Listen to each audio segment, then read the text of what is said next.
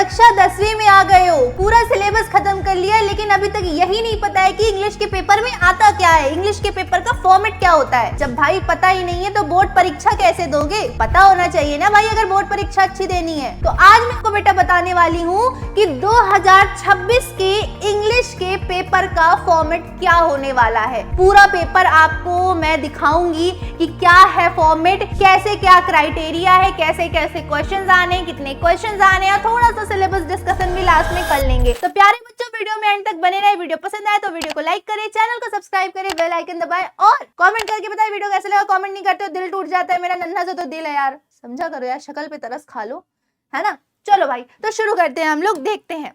तो बच्चों ये है बेसिकली, पहले मैं आपको दिखा देती हूँ कि बच्चों ये है आपका वो पेपर पैटर्न। ठीक है बच्चों, ये है आपका वो पेपर पैटर्न, ठीक है, जो आपके यूपी बोर्ड के द्वारा जारी हुआ है। ठीक है, आप यूपी बोर्ड की ऑफिशियल वेबसाइट पर जाएंगे upmsp.edu.in पर, वहां पे सबसे नीचे स्क्रॉल करने पर होम पेज पर ही आपको पाठ्यक्रम वाले सेक्शन में ये मिल जाएगा आसानी से। और अगर आपको नहीं मिलेगा तो जो भी दिक्कत हो ना, मैं एक काम करूंगी कि इस वीडियो के नीचे आपको ना लिंक लगा दूंगी वेबसाइट का, वहां से आप देख लेना। ठीक है, तो ये पेपर पैटर्न है। अब इसमें मैं आपको ये बताती हूँ अच्छे तरीके से एक्सप्लेन करके कि बेसिकली आखिरकार आपका पेपर होता कैसे है, कैसे क्वेश्चन स्टार्टिंग में शुरू होते हैं। डन। चलो, तो हम सबसे पहले शुरू करते हैं कि हमारा जो सबसे पहला क्वेश्चन होता है वो कौन सा होता है ना।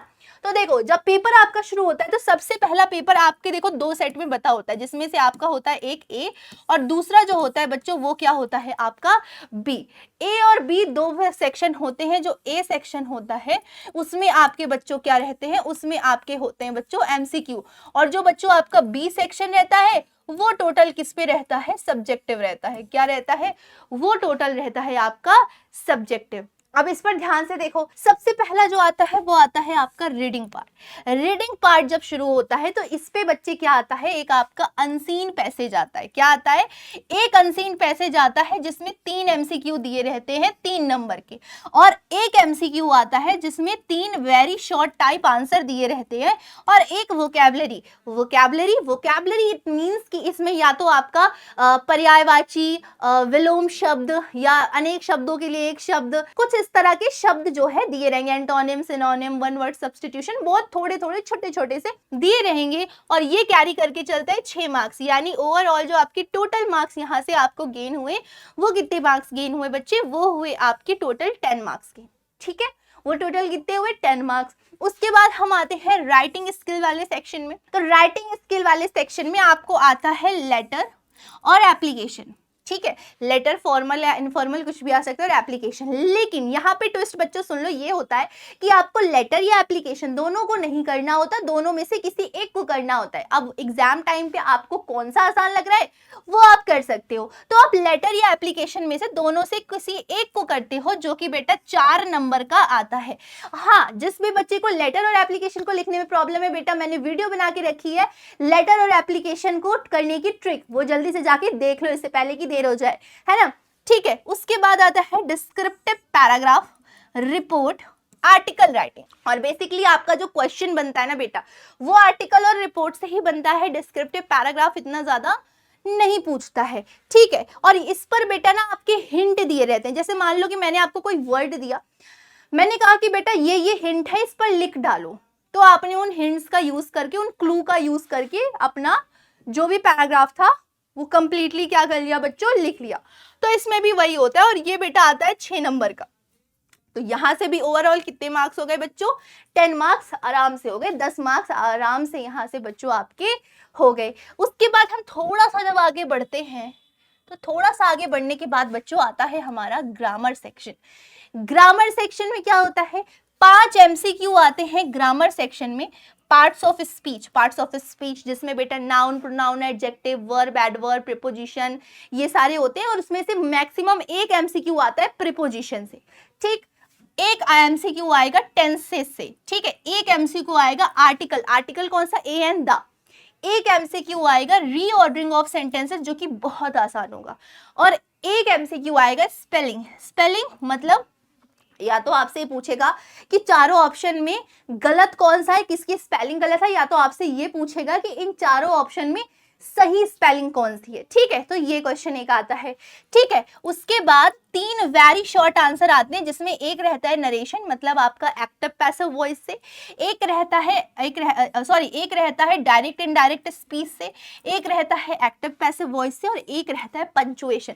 आप जानते हैं ना, विराम चिन्ह वगैरह जिस पे लगाते हैं, विराम चिन्ह, प्रश्नवाचक चिन्ह, विस्मयादि बोधक चिन्ह, है ना, वो आता है। एक आता है बेटा आपका शॉर्ट पैसेज। ठीक है, इंग्लिश से हिंदी से इंग्लिश में ट्रांसलेट करना होता है। 4 छोटे छोटे वाक्य दिए होते हैं, उन्हीं को आपको ट्रांसलेट करना होता है। और ये वाला सेक्शन जो ग्रामर सेक्शन होता है बच्चे, ये 15 नंबर लेकर के चलता है, यानी इस सेक्शन से आपको 15 मार्क्स आराम से मिल जाते हैं। ठीक है मेरे बच्चे, उसके बाद आता है क्या बेटा, उसके बाद आता है आपका लिटरेचर सेक्शन, जो टोटल 35 मार्क्स का होता है। अब बहुत ध्यान से देखना, इसमें क्या होता है, फ्रोज से बेटा आते हैं आपके 2 MCQ और 3 MC। देखो ये 2 MCQ जो आते हैं, जैसे आप अनसीन पैसेज करते हो ना, कि पैसेज देता है उसके नीचे कुछ MCQ रख देता है, ये भी सेम होगा, लेकिन ये आपके ना फ्रोज पार्ट में किसी भी चैप्टर से उठा लेगा। हो सकता है नेल्सन मंडेला से उठा ले, 2 स्टोरीज अबाउट फ्लाइंग से उठा ले, किसी से भी कुछ लाइंस उठाएगा और आपको नीचे MCQ दे देगा कि बेटा इसको सॉल्व करना है, जो कि बहुत आसान होता है, क्योंकि आपने चैप्टर ऑलरेडी पढ़ के रखा होता है, तो आपको उस पैराग्राफ को पढ़ने की जरूरत नहीं है, आप सिर्फ MCQ पढ़ के आंसर ट्रिक कर सकते हो। ठीक है, तो ये होता है। 3 MCQ होते हैं जो किसी भी लेसन से पूछ लिए जाते हैं। इसमें आपके 2 शॉर्ट टाइप आंसर होते हैं और 1 लॉन्ग टाइप आंसर होता है। अब देखो 2 शॉर्ट टाइप में क्या होता है, दोनों में ऑप्शन होगा, मतलब कि एक ए वाला क्वेश्चन है, उसमें 2 ऑप्शन दिए, दोनों में किसी एक को करना है। बी वाला क्वेश्चन है, 2 दिए हैं, दोनों में से किसी एक को करना है। लॉन्ग में भी 2 दिए हैं, दोनों में से किसी एक को करना है। और कौन से दिए हैं ये इसकी भी मैं वीडियो बना चुकी हूँ, ये भी आप देख सकते हो। ठीक है, मोस्ट इंपॉर्टेंट चैप्टर की वीडियोस बना चुकी हूँ, जहां से क्वेश्चन मैक्सिमम पुट होते हैं, वीडियो आप जाकर के देख लीजिएगा। फिर अगला आता है हमारा पोइट्री सेक्शन। पोइट्री सेक्शन में बेटा 2 MCQ, जैसे यहाँ पर थे ना एक्सट्रैक्ट वाइज, जैसे मैंने कहा था कि पैराग्राफ आता है वहां से MCQ पूछता है, इसमें इस तरह होता है कि कोई भी पोयम उठाएगा, उनकी कुछ लाइंस, और आपसे क्वेश्चन पूछ लेगा, 2 MCQ। ठीक है, और एक बेटा शॉर्ट आंसर आता है, और क्या आता है ध्यान से सुनना, एक शॉर्ट आंसर आता है और 4 लाइन की कविता, यानी या तो आपको वो शॉर्ट आंसर लिखना होता है या तो वो कविता लिखनी होती है, चॉइस आपकी होती है। फिर एक आता है बेटा सेंट्रल आइडिया। 3 सेंट्रल आइडिया दी जाते हैं, तीनों में से करना किसी एक को होता है। अब आपको नहीं पता कि आपके मोस्ट इंपॉर्टेंट सेंट्रल आइडिया कौन से हैं, तो ये वीडियो भी मैं बना चुकी हूँ, इसको भी जल्दी से जा करके देख लो। ठीक है, तो ये ओवरऑल हो गया आपका ये वाला सेक्शन 15 मार्क्स का। ठीक है, 15 मार्क्स का फ्रोज, 8 नंबर की आपकी पोइट्री। फिर लास्ट बेटा आपका आ जाता है सप्लीमेंट्री, फुटप्रिंट्स विदाउट फीट, जो टोटल 12 मार्क्स का आता है। इसमें बेटा 5 MCQ आते हैं, जो किसी भी लेसन से पूछ लेगा, किसी भी पार्ट से उठा लेगा। एक शॉर्ट आंसर आता है, ठीक है, जो इसको आपको 30 से 40 वर्ड में लिखना होता है। ये भी 2 आपको शॉर्ट आंसर दिए होंगे, जिसमें से दोनों में से किसी एक को करना होगा। और एक आता है बेटा लॉन्ग आंसर, जो 60 शब्दों में लिखना होता है, और इसमें भी 2 होते हैं, दोनों में से करना किसी एक को होता है। ठीक है, तो ये बेटा क्या होता है, ओवरऑल आपके पेपर का पैटर्न होता है। ये चीज आप समझ गए होंगे कि एग्जाम में कैसे कैसे क्वेश्चन पूछे जाते हैं। ठीक है, दूसरी चीज, एक बार मैं आपको ना सिलेबस दिखा देती हूँ, आपका है ना, जो आपका सिलेबस है, एक बार देख लो। Nelson Mandela, 2 stories about a letter to God, Nelson Mandela, 2 stories about flying. ठीक है, उसके बाद ये आपका देखो his first flight, 2 stories about flying में ये दोनों चैप्टर हैं। From the diary of Anne Frank, glimpses of India में देखो ये 3 है, बेकर फ्रॉम गोवा, कुर्ग और tea from Assam, Mijbil the otter, madam rides the bus, the sermon at the Benares, the proposal. ये चैप्टर किसमें है बच्चे, आपके फ्रोज में है। फिर आता है बच्चे आपका पोइट्री, और ये चैप्टर आपके पोइट्री में है। Dust of snow, fire and ice, a tiger in the zoo, how to tell wild animals, the ball poem, Amanda, the trees, fog, the tale of custard the dragon, for Anne Gregory. ये आपके poem के chapters हैं। फिर आता है आपका supplementary, जिसमें 9 chapters हैं। A Trump of Surgery, The Thief Story, The Midnight Visitor, A Question of Trust, Footprints Without Feet, The Making of Scientists, The Necklace, Bholi, and the Book That Saved the Earth।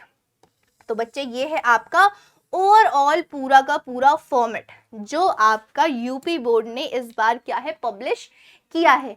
तो बेटा ये थी आज की video, आशा करते हैं video आपको पसंद आई होगी। अगर वीडियो को पसंद आए तो चैनल को जरूर सब्सक्राइब करिएगा, वीडियो को लाइक करिएगा, कमेंट करके बताइएगा वीडियो आपको कैसी लगी। तो मैं रोशनी मैम मिलती हूँ बेटा इसी तरह की शानदार वीडियो के साथ अगली वीडियो में। तब तक के लिए आप अपना ख्याल रखिएगा, फैमिली को खुश रखिएगा और पढ़ाई करते रहिएगा। राधे राधे मेरे प्यारे बच्चों, बाय बाय, टेक केयर।